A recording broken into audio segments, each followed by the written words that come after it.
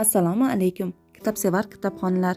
Biz Ohangaron shahar axborot kutubxona markazi sizlarga yangi kelgan adabiyotlarimizdan yozuvchi Chingiz Aytmatovning Jamila kitobini o'qishni tavsiya etamiz. Jamila, Alvido Gulsari, Somon yo'li hamda Bo'tako'z qissalaridan tarkib topgan mazkur kitob Chingiz Aytmatov asarlari turkumida chop etilmoqda.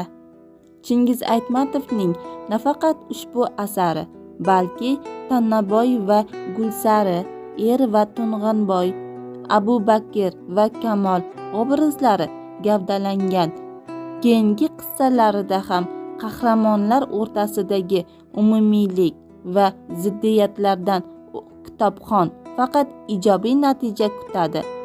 Asar yakunida esa kutilmagan nihoya yuz ochadi. Aziz kitobxonlar, ushbu kitobni o'qishni xohlasangiz, bizning Ohangaron shahar axborot kutubxona markazimizga tashrif buyuring.